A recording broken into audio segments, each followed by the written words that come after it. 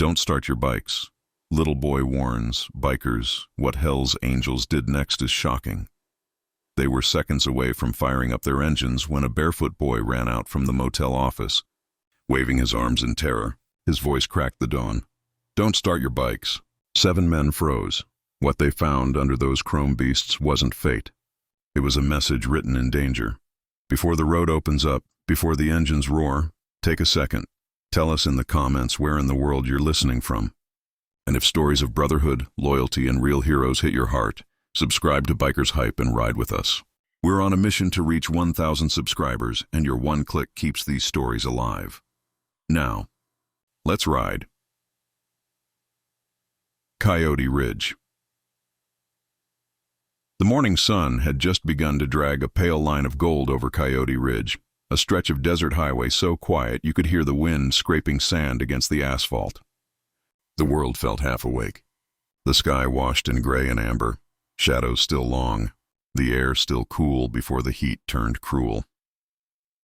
7 Harley-Davidsons stood in a row outside the Trailstone Motel. Chrome, steel, black paint that drank in the dawn. Every bike looked like it had a history, like it had eaten miles and swallowed ghosts. Inside, the men of the Hells Angels Nomad chapter moved in an easy silence born of repetition and miles shared. No one hurried, no one slacked. They checked bolts, wiped dust from tanks, flicked cigarette ash into the dirt. A ritual. A rhythm. Their leader, Reed Dalton, known to anyone who mattered as bones, stood beside his Harley, tightening his gloves. Mid-40s, lean and carved, sun etched into his skin, gray lines beginning to cut through his dark beard. His eyes were the color of old asphalt, steady, measured, always watching. Bones had been a Gulf vet before he'd become a nomad with a patch. Combat had taught him how cheap life could be. The road had taught him how precious loyalty was. This ride wasn't for fun. Memorial run, he'd told the men the night before. We lay Ash's remains where he always said his soul rests, where the mountains meet the sea. Nobody causes trouble. Nobody lags. We ride right. They had driven 6 hours yesterday and stayed in a forgotten motel whose neon sign stuttered like a bad heartbeat. Now, as Bones lifted his gaze to that same cracked sign, Trailstone Motel, flickering in the growing light, his voice came low and graveled. Let's roll in, 5. Engines began to cough and rumble to life. That low thunder, that familiar rising growl that usually brought Bones a strange comfort. Today, it didn't. There was a thin thread of unease in his chest he couldn't name. Inside the small motel office, 10-year-old Eli Turner pressed his forehead to the dusty window, watching them, barefoot, thin, shirt too big, eyes too old. His father, Mark Turner, was the motel's caretaker, handyman, and reluctant manager. That morning, Mark had driven off at dawn in his rusted pickup to buy supplies from town. Lock the office, kiddo. Feed the cat. Don't talk too much to strangers, but if someone needs a room, be polite. Eli had nodded. He liked the bikers. They were loud, rough, alive. They looked like they'd seen things small towns pretended didn't exist. He admired the way they walked, sure of themselves. No teacher, no boss, no parent telling them what to do. Just the road. But something had twisted in his stomach before sunrise, because he had seen them, 2 men. One tall and rangy, the other stocky with a dragging limp. He'd gone to throw out the trash and spotted them hunched beside the bikes, a tiny flashlight moving under the tanks. At first he'd thought, mechanics? Then he'd heard it. They'll light up the second those engines do, the tall one had said quietly. He hadn't understood the mechanics of it, but he understood that tone. The dark certainty, the kind that came with bad intentions.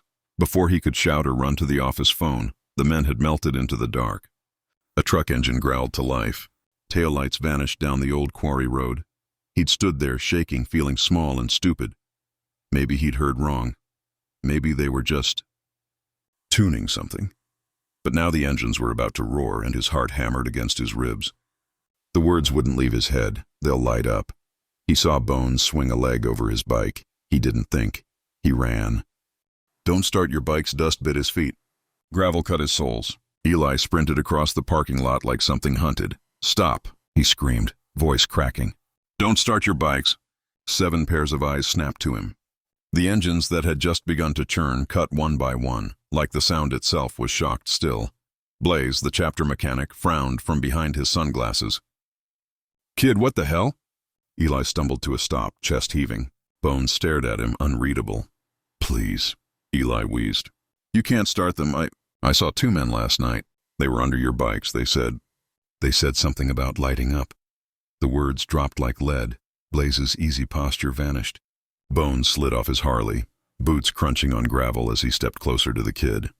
"You sure about that, son?" Bones asked quietly. Eli's eyes filled. "They said once the engines start, it's over." Bones didn't waste breath. He turned to Blaze. "Check every single one." Blaze was already moving, cursing under his breath as he dropped to his knees with a flashlight and knife. He peeled back a strip of black tape under the first bike's fuel line. His breath caught. "Oh, hell." "What?" Bones snapped. Blaze's voice came flat. "He's telling the truth." He tugged back more tape. The fuel line beneath had been cut, a thin, clean slice, then patched over so it would hold just long enough. Heat, vibration, a spark, and the line would fail. Fuel would spray straight into hot metal and electrics. They'd been turned into moving bombs. Blaze checked the second Harley. "Same thing." "The third." "Same."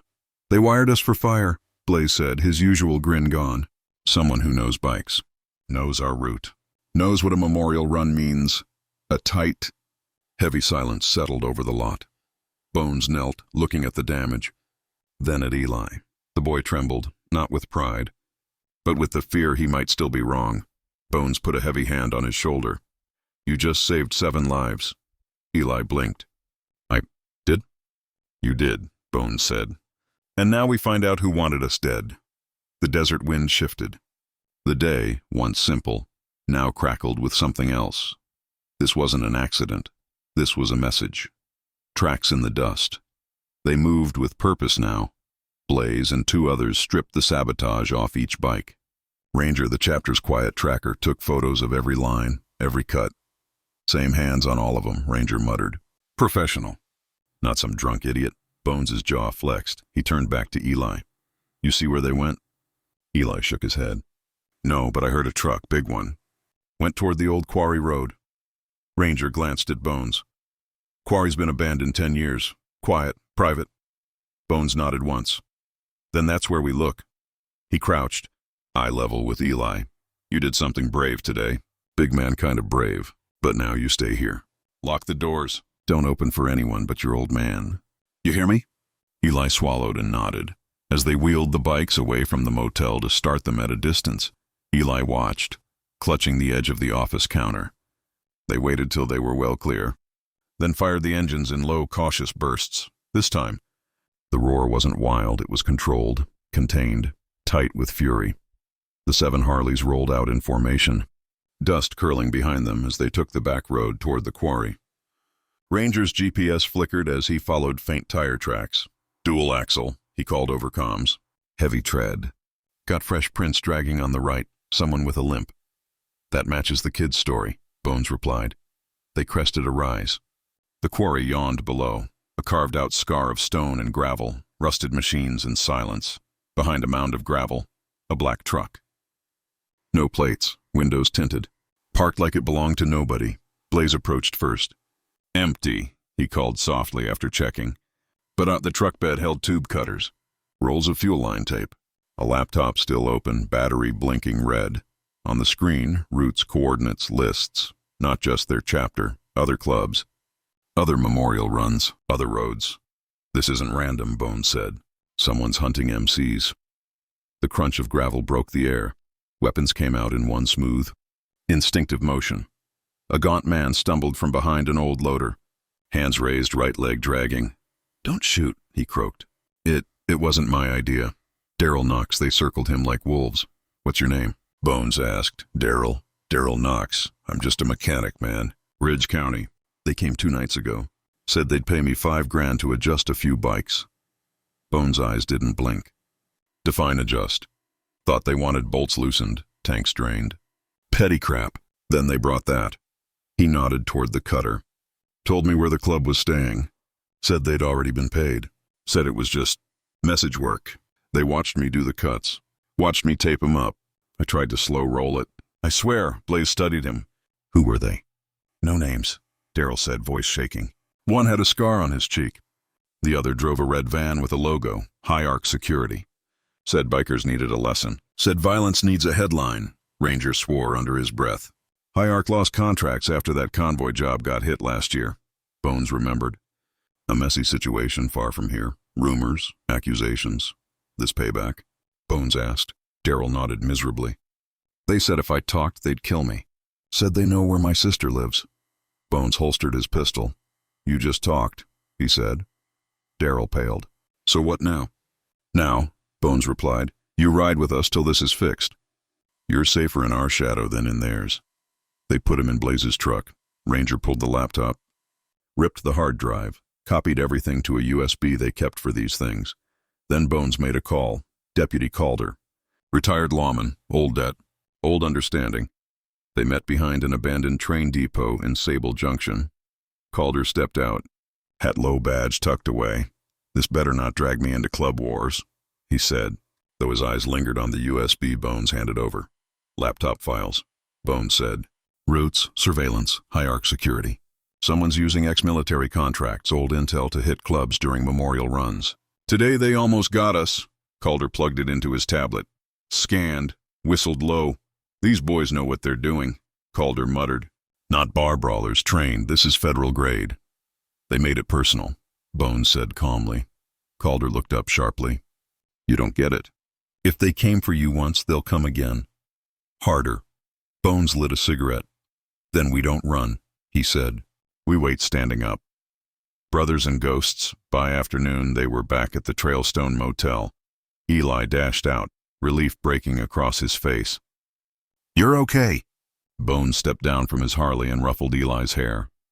Thanks to you. Little brother. Blaze knelt, unclipping a small chrome badge from his vest, a wing over a wheel. The angel's emblem. He pressed it into Eli's palm. You earned this, Blaze said. Not just for warning us, for speaking up when it counted.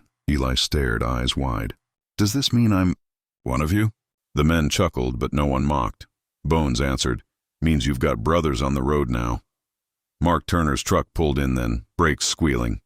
He jumped out, ready to yell at his son for running around barefoot, then stopped. He saw the circle of hardened bikers around his boy, the respect in their eyes. Everything all right here? Mark asked carefully. Bones got to his feet. Your boy saved our lives this morning. Mark looked at Eli, then at them.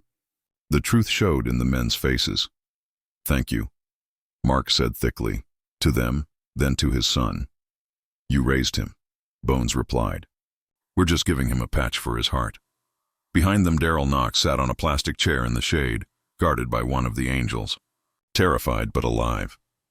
This isn't over, Bones murmured to Blaze later as they leaned against the motel wall. No, Blaze agreed. But we've got something to hit back with. Night fell soft and slow. In the cramped room he shared with Blaze and Ranger, Bones sat on the edge of his bunk, cigarette burning low. His arm ached from old scars and new tension. They knew our route, Blaze said quietly while cleaning his pistol. That means someone fed them info. Inside leak, Ranger replied. Or someone who used to be inside. Bones stared at his boots. Old names crawled out of memory like snakes. Ranger's phone buzzed. He checked the screen. Calder called back, he said. High Arc's shell company is still active. Goes by Trident Response Group now. Regional head. He hesitated. Raymond Colt. The room went silent. Bones exhaled slowly. Raymond Colt. Once a brother, once reapers. Once part of a split that left blood on desert dirt and stitches in Bones' shoulder. He got thrown out after Vegas, Blaze muttered. Never took it like a man. And now he's a suit with a grudge, Ranger said. Bones crushed the cigarette in a tray. Then he's behind this, he said. He wants us in flames. Blaze met his eyes. What do we do? Bones' reply was simple. We ride. Trident's Den they rolled out before sunrise. The memorial run was postponed. Ashes rested safe in Bones' saddlebag, closer than ever. Now the road had a different purpose. Calder had sent coordinates. Trident Response Group kept a small compound on the edge of a half-abandoned industrial park outside Mesa Flats. Concrete. fence, trucks. Bones watched through binoculars from a low ridge. 3 guards, 2 trucks, 1 office light, too quiet, Ranger muttered. Blaze, Colt, Bones said, gesturing to 2 men. Take the back. No noise unless I call it. We're not here to start a war in the open, but we're not walking away blind. They slipped through a maintenance gate with the ease of men used to closed doors.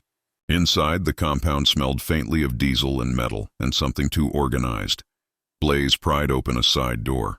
Boss, he whispered. You're gonna want to see this. Bones stepped inside, lined up against one wall, under harsh fluorescent light. Stood motorcycles, not new bikes, recognizable. Those are ours, Ranger said softly. Ones we had stolen. Ones totaled in ambushes, each rebuilt. Each prepped. Blaze crouched under a tank. Explosive rigs, he hissed. Remote detonation wiring. These weren't trophies. They were coffins. Decoys designed to blow. Bones' stomach turned cold. Picture it, Blaze said. Funeral ride. Charity ride. Cameras rolling. Boom. Biker violence on the news. Bones' hands curled into fists. Not today, he said. We document everything. We give Calder enough to bury them. They planted microcams. Photographed serial numbers, wiring, crates stamped with false labels. Headlights flared at the compound gate. Ranger's voice sharpened. Movement. They ducked behind crates, eyes on the entrance. 3 vehicles rolled in, one of them. A red van, Hierarch's scratched-off logo still faintly visible on the side. The van door slid open. Raymond Colt stepped out, big, solid, late 40s, beard cut sharp. Eyes cold. A leather brace wrapped his right hand. The same hand that once slapped Bones' shoulder after long rides.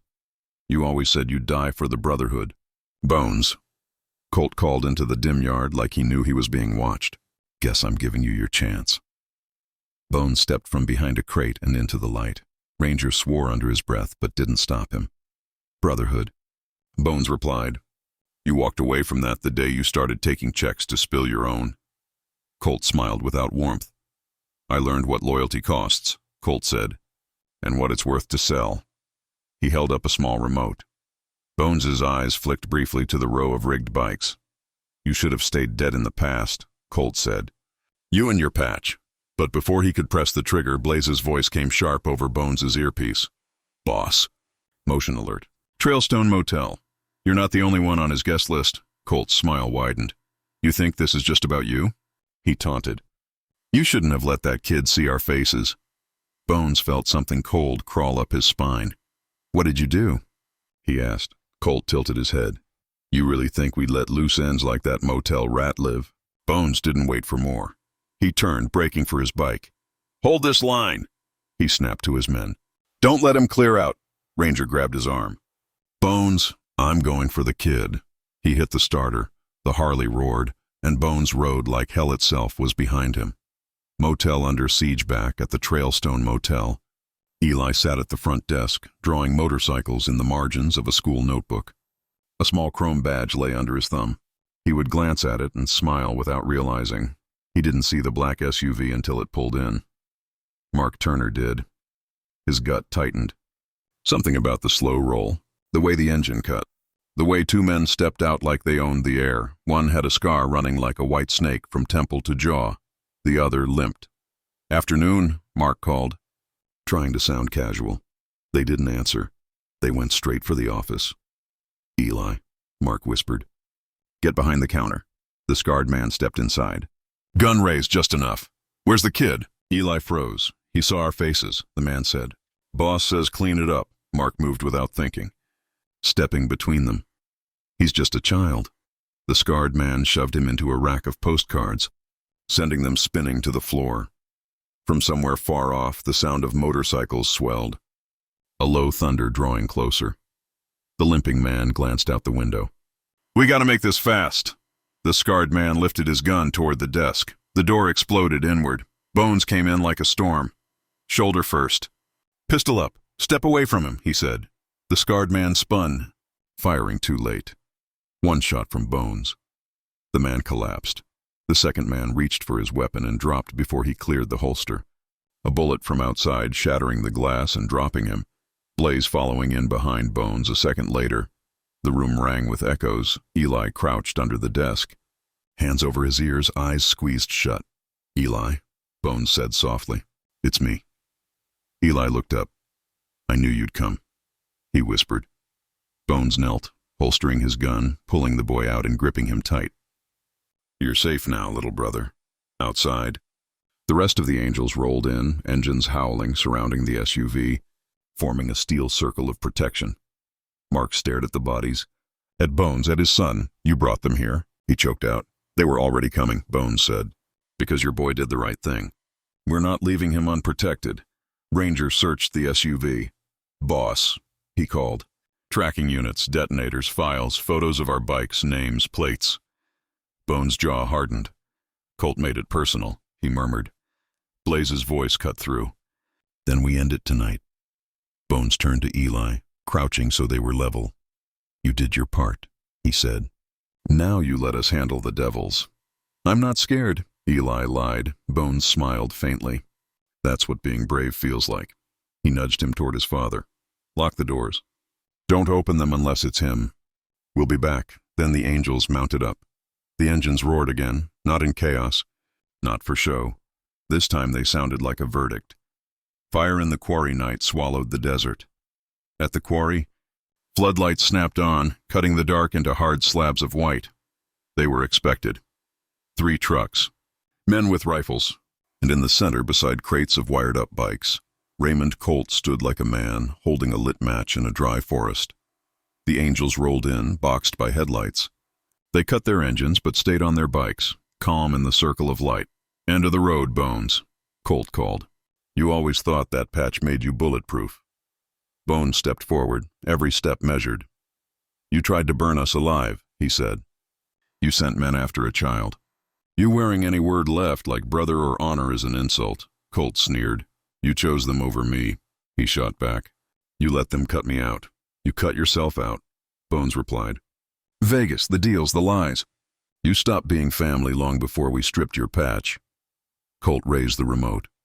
You should have let the boy burn, he said. Now you all burn with him. Blaze, crouched near a crate with rifle steady, called out. You really want to give a speech standing next to your own bomb, genius? Colt hesitated. His eyes flicked to the crates. Bones moved in that heartbeat. One shot. The remote shattered in Colt's hand. Plastic and sparks. Chaos tore loose. Colt's men opened fire. The angels dove behind crates and bikes. Muzzle flashes bloomed in the dark. Blaze took down 2 shooters in sharp. Controlled bursts, Ranger rammed a truck with his bike, launching himself clear as it skidded sideways and blocked a line of fire. Engines roared to life as some of the angels used their bikes as moving shields. Circling to flank, Colt ran for cover, clutching his injured hand, dragging a pistol from his belt. Bones followed. They met behind a stacked crate of fuel canisters. Colt fired, missed. Bones was already on him, tackling him into the gravel. You think killing us makes you whole? Bones growled, fist cracking across Colt's jaw. Colt spat blood. You took everything from me, Colt hissed. Rank, respect, name. You sold it. Bones slammed him down. For money, for ego. For cowards who blow up funerals. Colt clawed for a knife, slashing upward. The blade grazed Bones' arm. Pain flared. Bones caught his wrist, twisted. The knife clattered away. You could have been saved, Bones said, breathing hard. All you had to do was come back clean. Colt laughed, broken. Bitter. Too late for saving. Bones' fist dropped one last time. Colt went limp. Gunfire faded into distant echoes. One by one, the remaining mercenaries dropped their weapons or hit the dirt. A burning truck threw orange against the quarry walls. Sirens wailed faintly in the distance. Calders promised cavalry, answering the call this time. Blaze limped toward Bones. It's over, Blaze said quietly. Bones looked at Colt's body, at the rigged bikes, at his brothers alive. No, he said. Now it's over. Brother Eli, by dawn, the quarry smoldered like a graveyard of bad plans. Sheriff Calder arrived with 2 cruisers, lights turning the dust red and blue. He took one long look at the scene, at Colt, at the crates. Guess I don't have to ask what happened, he muttered. Bones handed him the evidence drive plus a sealed envelope, photos, serial numbers, everything they'd collected. Trident High-Arc Colt, Bones said. All in there. Enough to shut them down, Calder nodded. You boys just saved more lives than you'll ever meet. Just protected our own, Bones replied. When they got back to the Trailstone Motel, Eli was on the steps. He'd been waiting. The moment Bones dismounted, Eli ran to him. "Did you get the bad guys?" he asked. Bones crouched, fatigue heavy in his bones, but something gentler in his eyes now. "Yeah," he said. "They won't hurt anyone again." Eli clutched the chrome badge on his chest. "I tried to be brave, like you said." "You were braver," Bones answered. "We had guns. You just had your voice." Blaze appeared beside them, holding something small, a leather vest they'd cut down in the night. On the back, stitched with care, the angel's winged emblem. Under it, in careful letters, Brother Eli. "For real?" Eli whispered. Bones helped him pull it on. "For real," Blaze said. "Honorary nomad, guardian of Coyote Ridge." The men watched, quiet, dusty, tired, some of them bleeding. But their faces softened at the sight. Mark Turner stepped closer, emotions warring across his face. "Is this safe?" he asked, voice rough. Bones met his eyes. "He's safer because they know we care," he said. "We don't put him in danger. We put a line in front of him. Any man crosses it, we handle it." Mark swallowed, nodding slowly. "Thank you," he said again. Bones only nodded. Some things didn't need more words. Angels don't always have wings. 1 week later, the Hells Angels Nomad chapter rolled back into Coyote Ridge. No ambush, no shadow trucks, just open sky and long road. They stopped not for a fight, but for a promise. Beside the highway, on a patch of hard earth overlooking a wide slice of desert, they set a small stone plaque into the ground. Ashes were scattered there, where the sun burned fierce and the wind ran free. On the plaque were words for their fallen brother. "For those who rode before us," and beneath it, smaller, engraved with the same respect as any patch, "For Eli Turner." "Who kept us alive, brother?"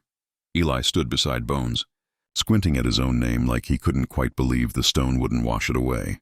"You put me on there with him," Eli whispered. "With a real biker." "You are a real biker," Blaze said behind him. "A brother ain't about chrome. It's about what you do when fear tells you to shut up and you speak anyway." Eli ran his fingers over the word brother. "You mean I'm really part of the club?" he asked Bones. Bones looked down at him. "You were the minute you ran barefoot at 7 idling Harleys and told us to stop," he said. The engines fired up in a slow, rolling wave. The sound rose, not like a threat, not like rebellion, but like a hymn. Like respect, like a promise they intended to keep. Dust rose softly as the convoy pulled away. Eli waved until they blurred into shimmering heat. Bones looked back once, raising 2 fingers off his bar in a small private salute. "Angels don't always have wings," he murmured to himself, the wind snapping his cut. "Sometimes they just ride." And somewhere, in a small motel office that once smelled of dust and loneliness, a boy in a leather vest touched a chrome badge, stood a little taller, and believed, for the first time, that his courage mattered in a world that usually only listened to men with louder voices. If this story hit your heart, remember this. Heroes don't always wear halos. Sometimes they wear leather. Sometimes they're 10 years old and barefoot on hot gravel, screaming for 7 strangers to live.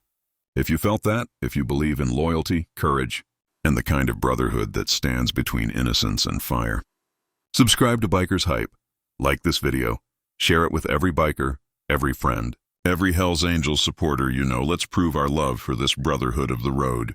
Help us crush that 1,000 subscribers mark and keep stories like this roaring across your screen. If you love the Angels, if you ride with your heart, share this video now. Now prove your love.